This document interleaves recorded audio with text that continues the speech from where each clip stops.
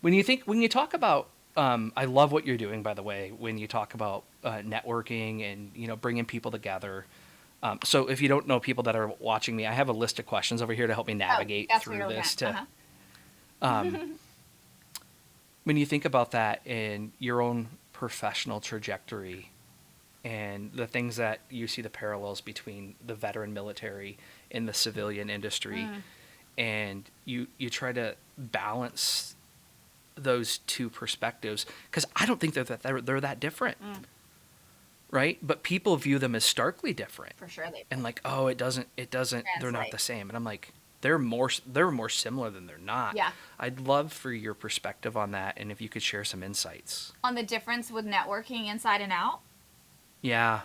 you know, I think that inside, the different part is that when you're in, I don't think you look at networking the same because you're getting promoted, there's certain things that you're getting along the way, and they're not because I mean, sure, when you know somebody that probably helps, but at the end of the day it's not that way, and it's not leaning on that as much as it is when you're getting out. I always tell people it's about being very targeted about your networking. So I Mm. wouldn't. I think you had asked about, like, advancing and like this different level, and Mm-hmm. I think it's more not really advanced, but a targeted networking strategy on. And I break it down for my clients with like three different perspectives of your circle of network. It's like the people that do exactly what you do. You should network with those people because they might be at capacity or they might be able to collaborate with you or something. So side by side, mirror image, what are other people in that industry? And then the other one is inside of that same kind of Venn diagram is people in the industry. They don't do exactly what you do, but if you're a hairstylist, you might want to collaborate with people that are in nails and masseuse and all the Yeah. different stuff, right? So you pick inside of that space, but you're networking with them specifically for opportunities, for collaborations, things like that. And then the last one is your clients, right? So you want to show up in rooms where your clients are, whatever product or service you're selling, show up in that room. And you don't, and so if you stick to those as a target, then when you're starting to identify, like, okay, my goal is 2 coffees a week, 2 networking events after hours, 1 dinner a month, whatever it is, and you start to map out strategically how you are going to get from point A to B in building a network. One, you have to be strategic and you need to write it down, whatever those goals are. And then look at that target and say, okay, I've got two out of this organization in the different spaces. So it's being very intentional, not Mm. saying, I'm going to sign up for a networking event and just showing up, because you might not have anybody in that room that's really applicable to your space. Sure, you can build the network of the guy that sells the blue toilet brushes, but when it comes to making money, you want to show up in that space and you have a finite amount of time, and so you want to spend it doing the right stuff instead of being in all the rooms. You want to be in the right rooms. I totally agree. And in being a startup, right, that is critical, Mm-hmm. is understanding where to spend your time and, more importantly, where not Yes. to spend your time. That's actually probably the more important thing to do. And I think, for those of you that are listening and watching this, I want you to rewind and listen to that again. And then after you've heard it, rewind it again and listen to it one more time, because you just got a master's class from Misty. And I'm not kidding. That was an absolute master's class, regardless of what you do in life, on how to look at not only networking, but on how to target any industry. Mm-hmm. That was an absolute master's That was class. good. Missy, like that wisdom right there. I have a long sleeve shirt on right now where I'd show you my goosebumps. I tell people this all the time, and like Dell sent me this camera, and I finally can like show people. I did it on a recording I recently did, that like you can see the goosebumps on my arm, and like I have it right now. That was a master's class. Good. I'm glad. I hope it was helpful. No, it's like that's what this is all about, is like passing on some of that knowledge and that wisdom to who's next. Yeah. Yeah. Communication barriers. Uh, we've all had them. Yes. I don't even like the examples that come to mind of like talking through the different types of communication barriers, right? There, we both could probably write books just on this one, couldn't we? Yes. And the stories we've heard, Oh my or God. the people that are serving in underutilized and lower positions because both sides can't get it together, right? Yes. Yes. So, It's so I'm not going to be able to solve the world's communication barrier for corporate industry and military service, but I'm going to give it a try because I talk about this all the time. Like once a week, I at least will share with my network like what is going on here. Like here is a value, right?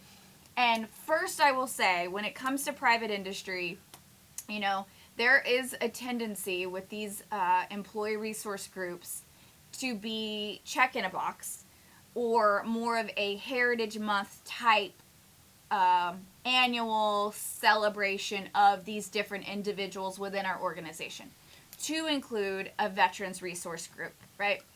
And I've talked to a couple of them, and they do. Some of them have amazing ERGs, so I won't discount, and I'm not talking to those people if it doesn't apply.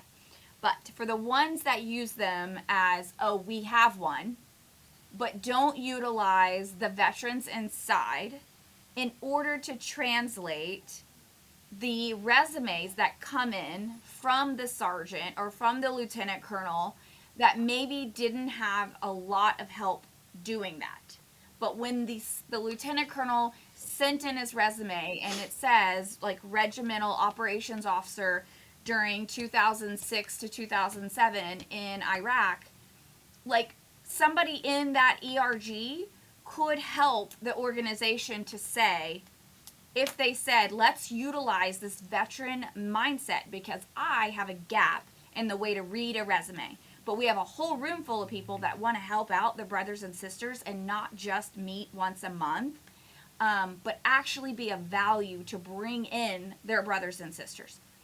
And they could look at that resume of the operations officer that said in Afghanistan or Iraq and say, we want this guy. We want this gal. Like, I don't know what position they're going for, but we can find a place because this was intense, right? And they bring so much value and collaboration, and they can do something. So I don't know what they applied for, but let's find them a good fit, right?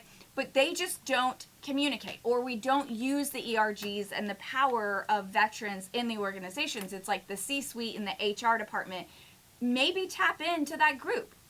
And that's my, I typically advocate for this, and I tell everybody all the time, I'm like, there is a ton of people that can decipher. So it's frustrating to hear, like, we don't speak the same language or whatever. And it's like, okay, that's true. But at a certain point, we have to quit saying that because you have veterans that speak that language. Mm-hmm. And there are veteran organizations that will help veterans. So I'm not saying it's not all on a veteran. They should Correct. also seek assistance to do that. But there's not a direct specific title of like operations officers. I mean, you can say operation officer, right? But that doesn't describe the intense environment that person lived for 12 months and what they were capable of doing directly into what Google does or Amazon or whatever. So you need somebody to help make here's our list of hot fills, here's what we need to fill, and here's who we have applying. And how can we make this work? Because I know this person's extremely capable because of where they've been. And so I just think sometimes it gets very frustrating to hear that excuse, because if you tell me that's my excuse because I have 0 veterans in my organization, there are also organizations that will come in to your organization and help you there. So those are my thoughts.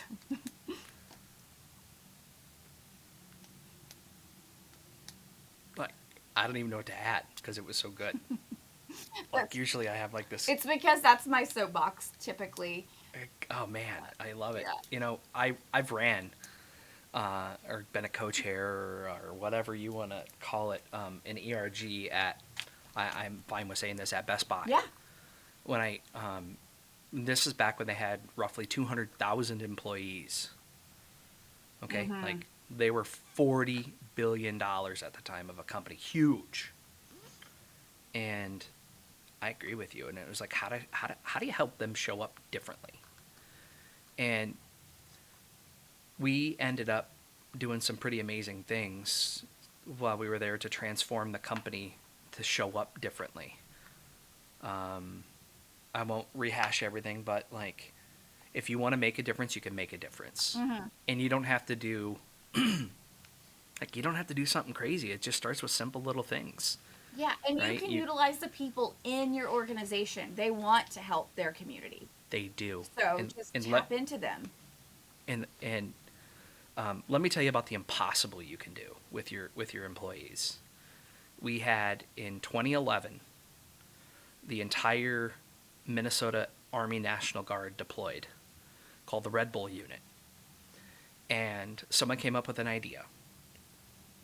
And they're like, let's send a care package to every one of them. And they're like, that's a lot of people. That's like 3,500 people. I'm like, let's do it. And I'm like, you think we can really do it? And they're like, yep. I'm like, all right, let's go do it. I'm paraphrasing a whole bunch of meetings. Mm-hmm. And this was like August.